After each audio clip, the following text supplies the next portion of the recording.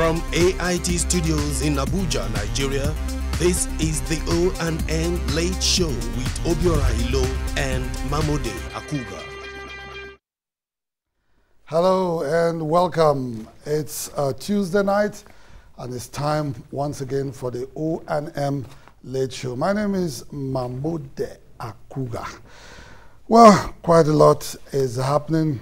Politics, fuel situation, so much impeachments, left, right, center. When we're getting to May 29 already, we're hearing about impeachments, where is in Enugu State, and of course, Ekiti, different parts of Nigeria, Niger State, impeachment galore. Well, my colleague, Obiora Ilo, is also here tonight. Obiora. I'm not trying to impeach you. Well, just about how many days to the handover?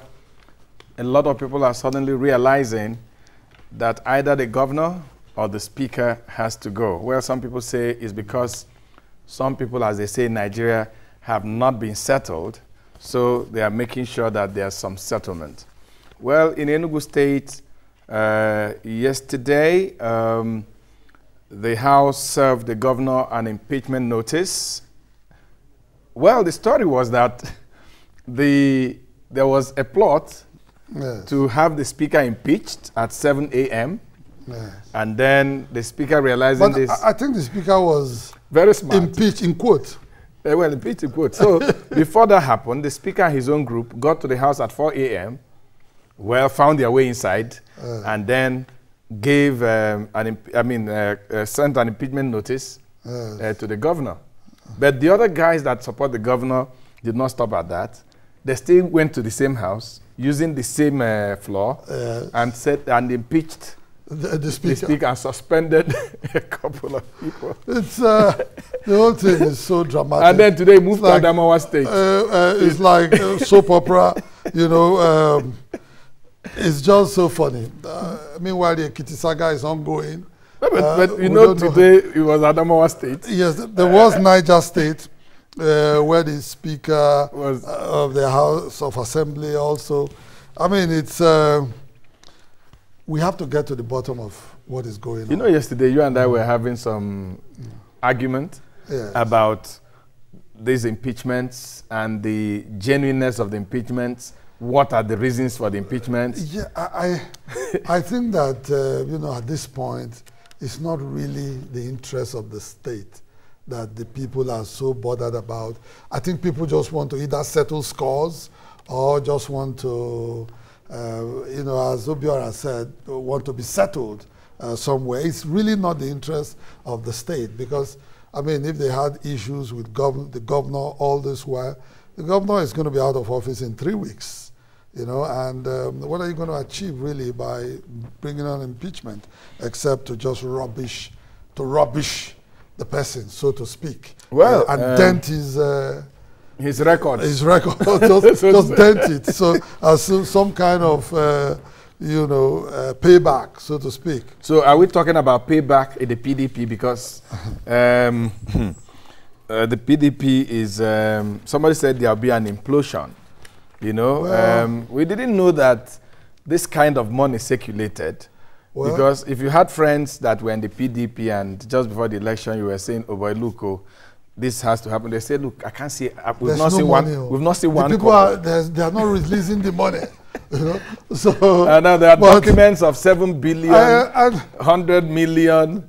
You know why? The truth is coming out gradually. You know, there is photocopies of vouchers that are being circulated now, and the president's men are saying, look, you guys have collected so much money, you couldn't deliver and all that, and so we're going to let people know that you collected money, because after they told them they collected money, a lot of them said, not a kobo. I recall a friend of ours who was here on the program said, look, I never, as a member of the National Working Committee, I never took a kobo. But we are hearing now that members of the National Working Committee got 30 million naira each. And then you know, candidates, 100 million, governors, I mean, but billions, Mamode, billions. come on. We know about other countries. Nigeria is not the only country in the world. Don't we even have this tradition of campaign ceiling, where you're talking about 21 billion, no, 9 billion? There is campaign ceiling. In the Electoral Act is clearly spelled out how much a candidate contesting for presidency can spend, a candidate contesting for governorship can spend, candidate contesting for even the position of the House of Senate. I mean, those things are clearly spelled out, but are they respected? No. Are they implemented? No. Is INEC willing to prosecute anybody? Long before the elections, even when the campaigns had not kicked off, there was clear evidence of campaigning. The president was all over the place. APC people were all over the place. The campaign started long before INEC said you can campaign. And then INEC could not prosecute anybody. I think the problem is that we make laws in the land and no nobody respect. Implements them. Nobody carries them out. And we're going to see it again on May 29th and the days after May 29th for those in the National Assembly. They are going to hold the Bible or the Quran and say, I swear to uphold the, uphold, is it the Constitution now? Yes. And do this and do that. Well, I hope that somebody eventually said we should bring juju. Yes, so let them swear to it. No, at that point, nobody will take it. All right, tonight we are going to be talking about the Nigerian legislature. Our legislators are the highest paid in the world. I mean, there's been comparison. This is not the first time you're going to hear this. People have said the Nigerian senator earns more than Barack Obama, President of the United States. There's so much money going to cater for allowances, salaries of Nigerian legislators. And some of them, interestingly enough, some of them are coming out to say, wait a minute, you can slash it by 50%, we don't care. We are ready to make that sacrifice. But some other legislators are saying, wait a minute, that may not be the right thing to do. There are other leakages within the system. If you plug those leakages, it wouldn't really matter how much legislators take home. Well, tonight we have a couple of legislators. Some are just newcomers to the legislature, and some are old members of the legislature. I want to look at what they are thinking as they are getting ready to swear an oath immediately after May 29th. Yes. What are the plans? What are the dreams? What do they want to do? What do they want to change? What do they want to uphold? And in our studios, and I'm sure our cameras will catch them right now, we have Barrister Chukwu Otazi. Barrister Otazi is Senator-elect representing Enugu North Senatorial District in Enugu State. Yes. Also joining us tonight, Senator-elect Dino Melaye. Of course, you remember Dino for several reasons. Someone that a lot of people will like to describe the Joseph Mbu way, controversial. And say some say he's a troublemaker. Some say he's a troublemaker. Yeah. Others say he's just a loudmouth. But there are people who say he's a fighter for the ordinary person. Well, whatever the champion of the cause for the masses. Whatever you say about Dino, Dino shut everybody up. Yes. And returned to the National Assembly. Wonderful achievement. Wonderful achievement for him. And then later, yes. Because it's not going to be all the Senate, yes. Joining us later is Honorable E.J. Agbonayima. I'm going to help you there. Yes, Agbonayima is here. Member-elect of the House of Representatives from Edo State. So we're going to be talking to these three gentlemen, taking a critical look at the Nigerian legislature, the way forward. What is the 8th Assembly going to look like eventually after May 29th? You know, once again, Dino is always criticizing others. Yes. Very soon, starting from tonight, yes. we are going to hold Dino to account. Yes. So it's not about other people, it's about Dino. It's about himself. Don't go away. We'll be right back.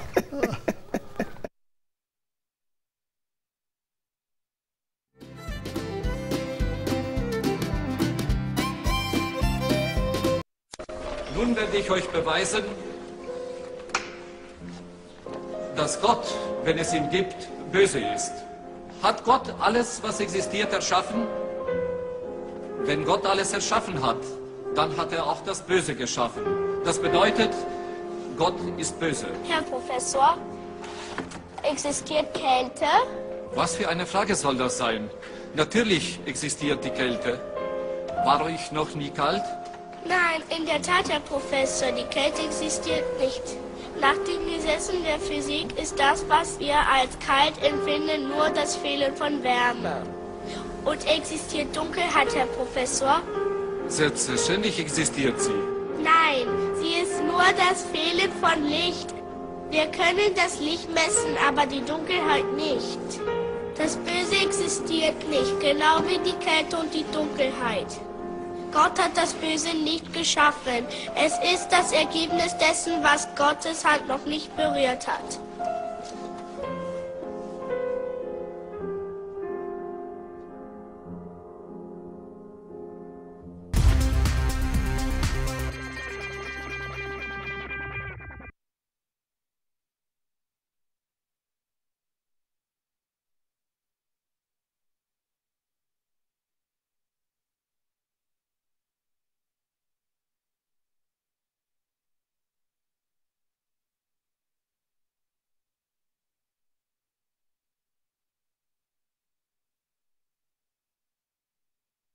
You're watching your show, the O&M Late Show. And tonight, we want to talk to those that will be making the laws for us and protecting us at the National Assembly. And joining us right away is Barrister Chuka Otazi, Senator-elect for Enugu North Senatorial District, and Senator-elect Dino Melaye. From Kogi State. Gentlemen. It's your first. Okay. Okay. It's like moving on your wedding day, right? You're welcome. Dino, God bless you. You're welcome. Thank you. Yeah. Thank you. We must add that Barrister Otazi is Senator-elect, member of the People's Democratic Party, PDP, while Senator-elect Dino Melaye, of course, is of the APC. So we have change. We have Well, let me start. Well, Dino, you've been in the House, but you've never been senator before. Chuka, Spiritually, I've been. Chuka, you were deputy speaker of the Enugu House of Assembly. Old Enugu State House of Assembly. Old Anambra State. Old Enugu. Old Enugu State. Old Enugu House of But you've Assembly. never been senator before. Wow. Can you gentlemen tell us how it feels to know that in a few days you're going to be in the upper chamber?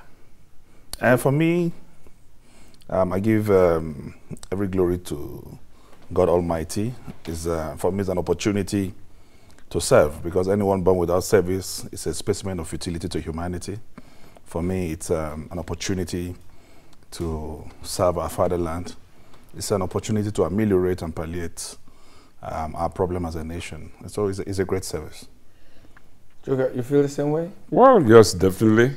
I'm so happy that I have a platform where I'm going to contribute to making good laws, following those laws, and ensuring that they have a good oversight, and then making sure that I'm giving effective representation to the people of Enugu North Senatorial District. And I want to do it with a sense of purpose. Not with a sense of change. No. Well, we'll see what is changing very soon. So, Dino, Yeah. what will change in the Nigerian Senate? A lot of things will change, because speaking with every sincerity of purpose of heart and commitment, the Buhari euphoria is actually permeating every part of our national life. To start with, because of the personality and person of the president-elect, who by the grace of God is carrying the torch of change, what will change about the Senate is that things will be done in a more purposeful manner.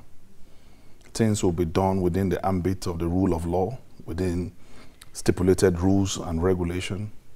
And now, more importantly, for some of us, we have decided to say that we will need to act the change we preach. And that change should start from within the legislative milieu. For example, I'm championing the cause of members now of the Senate and of the National Assembly being sacrificial by a reduction in our take-home, both our salaries, our remunerations, and even allowances. Would that be because, I mean, you have more than enough, you have enjoyed the largesse, you have collected the jumbo pay in the past? No. I have been out of the National Assembly for 4 years. So I've been in the labor market for 4 years. As I speak, I live below poverty line. But I want to tell you that it is not about myself, it's not about individuals, it's about our country. Every senator, every member of the National Assembly must move out of your comfort zone. We must make sacrifice for this country. Every senator must decide to either walk in the light of creative altruism or we perish in the darkness of destructive selfishness. For example, the committees in the House have not been doing brilliantly well because I've always said there's this satanic collabo between the legislature and the executive arm of government. You are going for an oversight function. Those you are going to oversight are the ones responsible for your logistics. Automatically, you know that there can't be any holy oversight. So what I'm saying in essence is that if you enhance oversight responsibilities of the members, then members must decide, every member must decide to say, come, let us be sacrificial. Let's make a sacrifice in the interest of the masses of this country by reducing our own pay, and so that in fact, once you do that, you can now stand on moral grounds, on high moral pedestal, to ask questions from the executive. There are a lot of leakages in government. There are a lot of wastages. But you know, wait, I'm getting a sense of contradiction. Yeah. Yeah, you say they should, you know, half the salaries at least, or reduce it somehow. Yeah. Now you also say that when they perform oversight functions, they go to these ministries or departments or agencies of government, and they have to take care of their logistics, accommodation, transport, and all that. If they are well paid and there's enough money allocated to the legislature, if the legislature, the different houses are able to pay for those things themselves, then they will not need the ministries to take care of that. No, he wasn't saying. I don't think that is not exactly what I'm saying. That is not what I'm saying. What's been happening? No, what I'm saying is that what I'm saying is let me hear what I'm saying is very clear. What I'm saying in essence, why I advocate for a reduction in our pay, and I'm championing that cause, and I'm happy that people are buying into it. People like Ben Bruce already are buying into it. A lot of members of the House of Representatives, I read in the papers today, are already keen into that, because we need to do that. But what I said about oversight function is this: the most important, the most critical role of every legislator. Every legislator has got three primary cardinal responsibilities. One, the act of lawmaking. The second is representation itself, making sure your constituency gets their fair share of the national cake. The third, to me, is the most important: oversight functions over the MDAs. We have a lot of probes in this country today because there is no proper oversight functions over the MDAs. Okay, Dino, let's bring in the distinguished Senator-elect Otazi. Otazi, going to the National Assembly, what will this class of 2015 bring to the table? Well, it's very, very interesting. You see, I must tell you that it is a serious business we are going to do. And we will not be playing to the gallery in doing this job. We are not going to play to whims and sacrifice of people to satisfy them. We are not going to rigmarole. We are going to face issues squarely. You know, we just had, last week we completed our induction course, and a lot of issues, you know, were brought to fore. And then we discussed a lot of issues, lawmaking, the issues, the problems we are having with the amendment of the Constitution. what are the problems that are making it impossible for Nigerian constitution to be changed. We looked at that and we provide solutions. We also looked at the oversight, this problem of oversight. We talked about representation. We talked about the constituency projects, that have received media hype in the past. We have talked about that and all that. And I have said, I'm an outsider who is an insider now. As an outsider that is insider now, we are going to bring our wealth of experience. Like I said, I've been in the O&M State House Assembly as a deputy speaker. We knew how we handled making budgets. You see, and the issue I discovered from the papers presented at that induction, because people were talking about waiting until the executive has finished with their package of the budget bill, and they bring it to the National Assembly, and then people go to rely on Section 83 that permits the National Assembly to tinker with that the bill, to now say they bring their own the constituency project. I said, no. You see, once the core circulars goes out, and core circulars moves out around August, sometimes May, then once the core circular goes out, people should introduce what we should be doing. I am coming from Enugu North Central District. I'm going to represent Enugu North Central District in the Senate. I know what the needs of my people. I know all of them. I'm going to, within that period, to introduce, make sure that the National Assembly, the budget office, we have interface with the presidency. With the presidency, the budget office also of the presidency. We will meet at that point and agree. Not so after the budget has been... No. So that's my own opposition. And I said it at that once we are able to meet at that level, we will not be now telling me that the ceiling of the constituency projects is 20 million or 5 million and that. And I told them I'm not there to buy akara or buy moi with a 20 million. I have projects that are going to run into billions. The other rice that the MI regime put in the 50s needs government attention that will stop us from importation of rice. I said that if we are going to move into that area, it will not be coming as a constituency project. It will be coming as a project of the government. Okay. That we must have interface. And this is the idea I'm saying. We are going to bring this into it.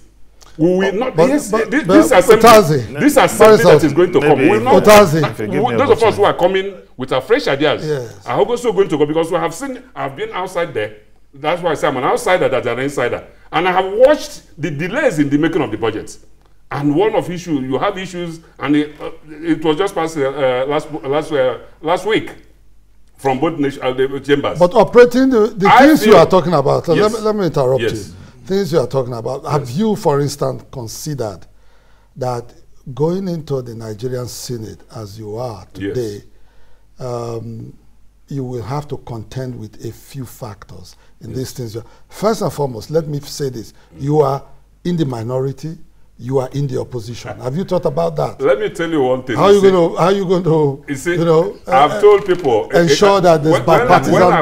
When I was in the old Enugu House of Assembly, I belonged to the SDP, Social Democratic Party, and the NRC, the Nigerian Republican Convention, NRC, was in charge of the state. So I'm not new to coming from the other side. I'm used to it. Call the name opposition. You want to rub it in? No, so what I want to tell you is that, listen, and I've told my people that in those good days that they have to change their mindset. The political parties we have used, I used the People's Democratic Party to find my way to the red chambers. My friend Dino has moved through the platform of APC. We know by the time we start the actual legislative process, we know those people who are going to be in minority and people who are going to be in the majority. Those people who are going to be in minority are people who are going to work against the interests of Nigerians. The people who are going to be in majority are the people who are going to face squarely the issues of governance that touches the lives of our people. So it's not about party? It is not about the party. So when people come and tell me you are that PDP, you are 49, this one has, I laugh. I said they don't understand it. The issues that will come to the floor of the National Assembly will determine those who are in minority and those who are in what is the state of bipartisan contributions and bipartisan perspectives? I mean, you have some experience. Yeah, in answering your question, I want to also correct an impression. One, the constitution of the country is very clear. The responsibility of Mr. President, as stipulated in the constitution, is to lay the budget on the floor of the National Assembly as a proposal. Yes. As a proposal. And I do expect that this 8th Senate will do the right thing by making sure that the budget of the Federal Republic of Nigeria would be a product of the National Assembly. Not a budget that is accompanied with envelopes.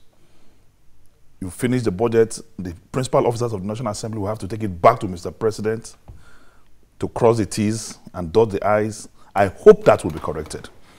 Coming back to your question, you see, my brother is consoling himself.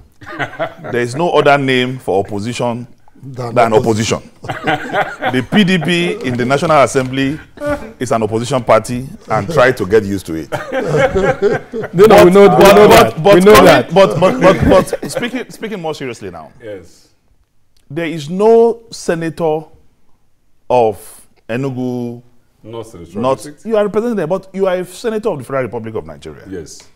So once you get to the floor of the red chambers, national interests supersede party interests. I'm happy you can agree with me on that. National interests supersede party interests. And you will not be articulating your positions based on party. Because you're a senator of the Federal Republic of Nigeria. But if you have your party's ideology, national interest, and what your parties believe in, what I'm saying is this. You must also protect your party. I am from a party, for example, I'm from a party that have the interest of this country at heart. Whatever you see the APC promoting will be nationalistic, will be developmental, will bring transparency and progress to this country. But what I'm saying in essence is that once you are articulating your positions on the floor of the Senate, the first thing on your mind should be national interest. Should be national interest. And there are a lot of places that you will have to collaborate. You will have to create an accord. As far back as the Second Republic, it happened. NPN could not form the majority. You had NPN, you had PRP, you had GNPP, you had NPP. The NPN, for example, had to form an accord with the NPP to get most of their bills passed and all that. So now that you have two major parties, though we are very comfortable both in the House and in the Senate, with or without opposition parties, we will still be able to push through. I know we have been getting a lot of appeals from them to cross over to see the light, and I hope that by the end, and I want to believe that by the end of this interview section, my brother here will also consult me on how to pick an APC. Okay, let's, we are in charge. I mean, the PDP, yes, this last election, we lost majority. But we didn't do bad. Yeah, because we didn't share the money well. There's a sharing formula creating problem everywhere. There's a very important. There's a sharing formula creating problem everywhere. Some say 30 million, some say 100 million. Wait. Let's talk money now. Let's talk money. Since you people are talking money, let's talk money. Thank you. Are you comfortable with the proposition by Senator-elect Dino, for instance, that allowances members of the Senate should be reduced? Are you comfortable with the idea itself? Well, you see, what I want to tell you is, I don't want to be populist. You have to get to the bridge before you cross it. No, it's not about being populist. No. let me come. I'm coming. You get to the bridge before you cross it. I'm just a senator-elect. You don't even know what. You don't even know what. I can't stay here now Nigerians don't even know. No, it's just like somebody that is about to be recruited to be a policeman. They're just asking you for sacrifice. sacrifice. Start from the gate, start arresting people. No. I have not gotten there yet. No. You see, it's when I get to the National Assembly, I will see the pay package. I know. Then you tell me that. If we ask Dino here what the pay package is, he will not even tell us. I've never been to the Senate. No, Dino, I don't know what. I've never been to the Senate. I don't even know what a senator gets. But you must be sacrificial enough. No. But to say that. No, Dino, but it's important for you and Otazi to get there and even know what this salary is, what the allowances are. My brother have no idea because we don't know how much it is. I have to know first. I know what I'm saying. My brother is a Christian. He gave his life to Christ first before he began to understand the doctrines, the tenets, and teachings of Christ. Let me tell you, it works. Let me tell you something. What we are saying here is this. It has been adduced universally. The take-home pay, cumulatively, of a legislator in this country, irrespective of whether the House or the Senate, is the highest anywhere in the world. In the world, yes. That already has been established. That's a hearsay. No. It's established. No, do you know how much let's not be political here. Do you know how much is a senator? When I was in the House of Representatives, I won't run away from that. I won't. When I was in the House of Representatives, I was the first to expose what we get in the House of Representatives, and even discovered how much was stolen by the Bankole-led administration. I remember. And that cost me suspension. I was beaten on the floor, my clothes torn. So it's not as if it's something. It's not fight. No. Even then I didn't fight. Even then, you can't see me. You can't see anywhere where I fought. But my clothes was torn. But what we are saying, you're more matured now. What we are saying is not about maturity. It's about the truth. It's about defending the interests of the people of this country, and that is why you are in the Senate. So every legislator must make up his mind to say, let's make sacrifice. Not only in the National Assembly. For example, about 2 budgets ago, the president's travels allowances is about 3 billion. What we are saying is that 3 billion for what? It's not the supervisor of the world. The president will make sacrifice by saying, you are talking about the office of the president. I'm coming. Excuse me. Office of the president is different from Mr. President. My brother, you are still in the presidency in the National Assembly. In the National Assembly, we are talking about the office of the in the National Assembly, you are still a legislative gentlemen. Let me ask you a question. Gentlemen, I know what I'm saying. Gentlemen, excuse me. No. Excuse me, gentlemen. At the state level. Can I come in here, gentlemen? No, it's the same everywhere. The impression two of you are giving us is that we are not going to have a bipartisan Senate. Obviously. No. That's the impression. Obviously. The only difference is that he's refusing to make sacrifice on behalf of the masses of this country. No. And that is the education we need to give to all my colleagues. So what we want to tell our people is that we must come out of our cocoons. We must come out of our comfort zone. But Otazi has not said he will not sacrifice. We are going to do the same. We are going to do the same for the judiciary. We are going to do the same for the executive. We are going to block leakages. We are going to stop wastages. We must reduce the cost of governance in this country if we want to move forward. We want to conclude. And part of reducing the cost of governance is by making a sacrifice. Okay, gentlemen, let's conclude. You must know what you are reducing. Otazi, let's conclude. Let's conclude now. You already have an illusion that your pay is the highest in the world. Wait. I don't want to illusion is already there. I'm a lawyer. All right. Okay. I discuss facts. Let's conclude. So the facts that I have to know what I am doing. Your constituents are what you know. Yes, but they are going to ask you questions. We have to know. They're going to ask you questions. They're going to ask you questions. I have to know what we are going to. What I'm going to reduce.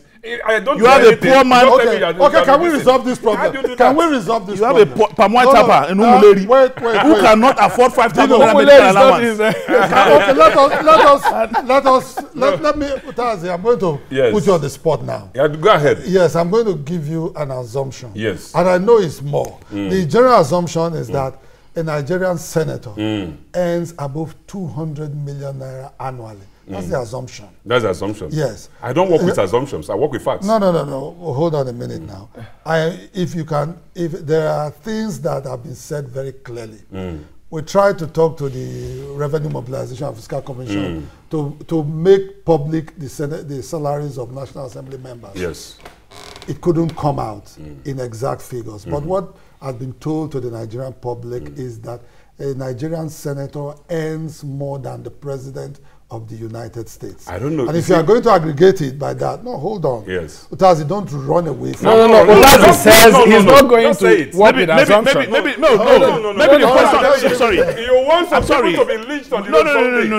You don't want Maybe the question to somebody will lynch you. Maybe the question to put is this. Assumption. Distinguish. How do you come and discuss Distinguish. about you Maybe talk about facts? Distinguish. Let me help you. Maybe the question here is this: should you discover that your pay I would rather say more than the president of America? No. I would rather you support me on the floor when we move for a court pay? Dino, I'll ask a question. A pay court, sorry. When you go to the Red Chamber, Yes. will you be willing to make sacrifices for Nigeria? Thank you very much. 100%. I'm ready anytime. That's why I said initially that is yes, the APC we are having a majority, simple majority in the Red Chambers.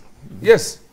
And then the PDP 49. Well, I'm saying that these are just these are just not the real issues.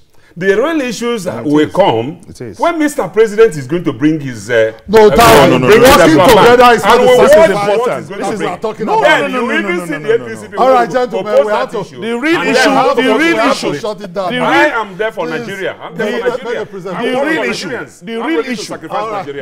Not just on fantasy. The real issue is that you must make sacrifice for the people. You must, as a matter of I am very prepared to do it.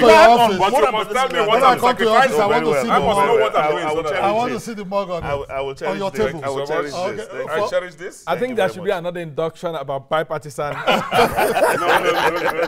No. The issue of come back from the high horse. The issue of pay court is not political. Okay, gentlemen. Thank you so much. Thank you for coming. Thank you very much. Right. I appreciate this. We will be back with Honorable Member-elect E.J. Agbonaima. Thank you. Don't go away. Thank you.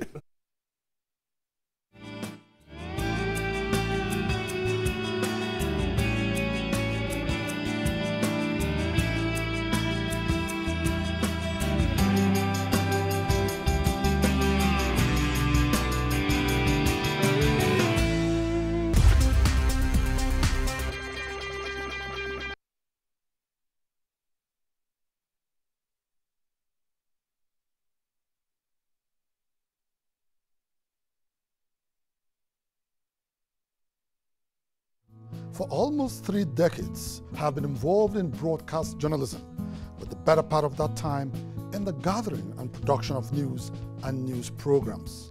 I'm proud to have pioneered weekday morning news talk show on Nigerian television, first with AM TV Live on DBN television and later with Kakaki on AIT. I am Obiora Ilo. Over 30 years ago, I started my career at Radio Nigeria. Over these long years, I've presented several programs and interviewed hundreds of guests, men and women, the big stars and the not well known, the rich and the poor, politicians, movie stars, journalists, the good, the bad, and the ugly, as they say. You just name them. I've also covered events across the world, from Europe to America, from Asia and back to Africa, bringing first-class reports. Now, together with Obiora, I will be coming to your screens 2 nights a week, Tuesdays and Fridays, with the O&M Late Show. Mamode and I will be bringing our decades of experience to bear on our new talk show, the O&M Late Show. In our careers, we have blazed many trails, and we are thrilled and ready to set new records with nighttime television. The O&M Late Show. Your late night catch-up. It's still the O&M Late Show, Tuesday night edition. Joining us now, Honorable Member-elect from Edo State into Nigeria's Federal House of Representatives, Honorable E.J. Agbonaima.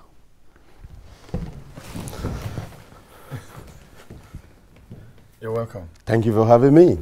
E.J. How you doing, my brother? I'm good, man. Thank you. You know, each time we pronounce your name, you know, there's a little frown. Give it to us. How is it pronounced? I was surprised. Because I thought he was going to do better than me. I thought maybe he knows how to pronounce my name, but You just discovered for many years, so so he knows the name. Well, EJ, you've been listening to Dino, Melaye, and Barrister Otazi. Yeah. First and foremost, let's take you up on the monetary issue. Would you support a reduction in the allowances of members of the National Assembly? Of course, I have no option because I want to serve the people. I think to sacrifice, whatever you have to do to sacrifice, to make sure that the people are carried along, having Nigerians' interest foremost at heart. That's what is important. For me, I have no problem, doing that. You don't need to know what it is before you make this commitment? But there's so much speculation. Like you rightly said, assumption upon assumption. People are just speculating. I don't even know how much, House of Rep and whatsoever. That is not the bone of contention for me. I came in here to serve the people. I was sent by my constituency, which is, of course, the Ego Bubaka Federal Constituency in Edo State. So that is what brought me here. I came here as an errand boy. They asked me to come and represent their interests in totality. So anything outside that, I will not support. So, but above all, to represent the good people of this country. So we owe it to these people. We owe it to Nigeria as a country. Because if we Nigerians don't care about this country, if you don't value it, like I've often said, if you don't value what you have, somebody else will help you devalue it. So no other country, apart from Nigeria, Great Britain, Americans, they will not come to solve our problem. We need Nigerians to solve Nigeria's problem. Being a PDP member, there's a big challenge of being in the opposition. How would people like you strategize to survive and ensure that this interest that brought you to Abuja, that you can do it even in opposition?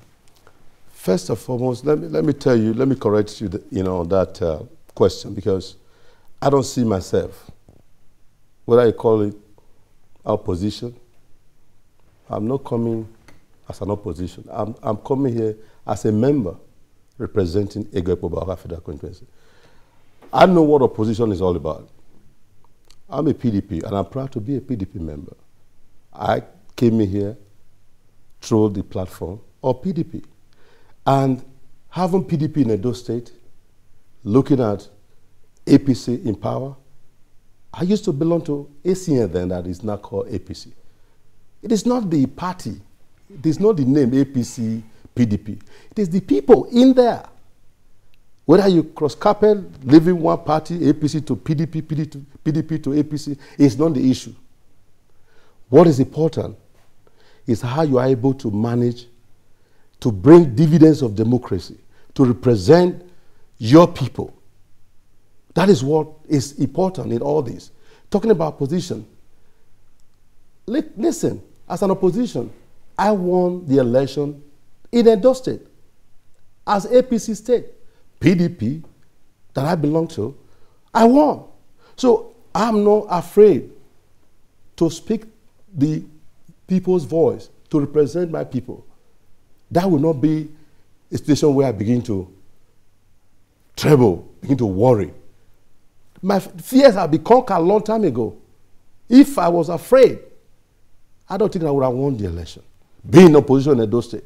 So I'm coming here to speak my people's voice, to represent their interest. Their interest is what's important in all this. Let's talk about this interest that you keep repeating. Yes. After induction, May 29, what is the, I mean, you probably have a long list of the things you want to do in the interest of your people, but which is toppermost, which is uppermost? What is priority one for you? For me, to try to achieve for your people. Yeah. Today, you look at the youth, unemployed, youth on the street, women suffering. Look at what is happening in this country. Is it the area of electricity? Is it the area of, insecurity? Is it the area of the educational sector? But for you, which is number one, that you will collaborate with other members to bring some First of all, difference? what is important is, like I've said before in other, program, is that constituency project to impact my constituency so that they can feel the impact of government. The presence of government must be felt in my constituency, not in Abuja, not right here at the National Assembly. Yes, they make budget. Have they thought about the youth? Have they thought about the women that are suffering? And we are talking about billions and billions that is being spent here and there, they said, at the National Assembly. I have no clue about that. By God's grace, when I get there, I want to know exactly what is on ground. Are these really speculation? Are they for real? That what I've been hearing. No, wait, EJ. When you know the salary, will you tell us? Will I tell you about the salary? Yeah. There's nothing hidden here. Oh, it has always been hidden. Well, for me, invite me here.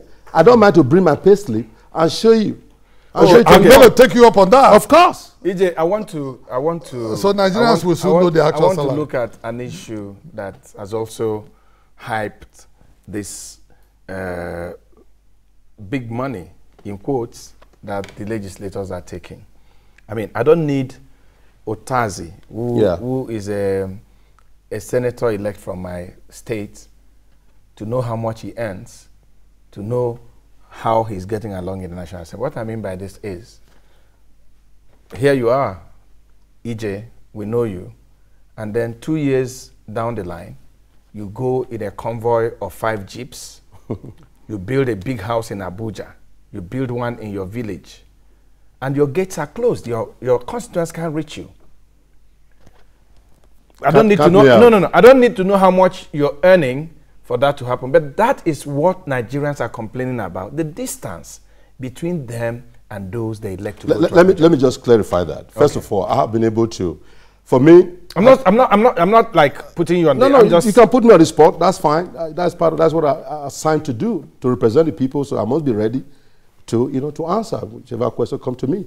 So let me tell you, having lived in America for over 27 years, yes, I was a lobbyist, talking to legislators, reaching out to the congressmen, senators, how to help my people, even in America. Mr. Akuga can testify to that. He knows my past antecedent. Now, even in my constituency, for them to be able to reach out to me, I have to have what we call constituency office, so that I can be accessible. Those who cannot travel down to Abuja, they can access me right in my office. I have 2 local government that I cover. That is Ego and Ikubauka, to have at least 1 office in each local government that made up the constituency. So whatever complaints that you have, like I have said, I must be able to have a town hall meeting quarterly to be able to talk, dialogue, assess, so that they can tell me their names. I'm not the one who come to National Assembly. Maybe, yes, Nigeria Constitution, empowers, legislature to make, laws, and at the same time, to promote, legislate, pass bill. Above all, to bring dividends of democracy to the doorstep of your people. That is constituency project. With that, my telephone still remains the same. During my election, I tell you the truth, this is not just me saying, I graded over 51 roads. Roads that were not motorable for 10 years. It's on record. These are things, they don't expect so much. Our people are suffering. Nigerians are suffering. I am tired and sick of it. Yes, I am a newcomer, but I was a consultant to National Assembly for 2003 to 2007 on petroleum matter. The same House of Assembly here, National Assembly. So I've been in the game, I've been in the mainstream, but at the same time, I'm also a politician and businessman. It doesn't mean that we should not remember our people. If you are given an opportunity to serve your people, you must do that. You must do that. You owe it to your people. We need to go now, but very quickly, 30 seconds to take on this question. Your party in Edo State, PDP, seems to be crumbling. That's your statement. My party is not crumbling, please. Well, some of your big wigs are moving to APC. Professor Osumbo, who contested as a governor under PDP, has crossed to APC. That's what I'm trying to say. He's going back and forward, forward and backward. One of your big, and the party seems to be in disarray. One of your big, I don't believe that. So what is the state of what is the state of PDP in Captain Edo Osa is not State? under fire. Captain Osa is an institution. Captain Osa is a man that is highly respected all over the world. Even in America, in Nigeria, he's a giver. He has given so much to the less privileged, to the people of Edo State. And his Captain Osa is not about PDP or APC.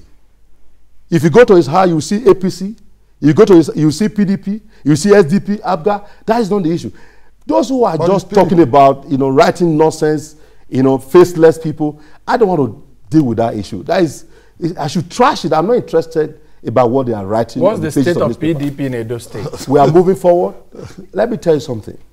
PDP, I have told you, the name PDP is not the problem, or the APC is the problem. What the problems are the people, those who have crossed from PDP to APC. Like my brother Dino Melaye, he was in PDP before.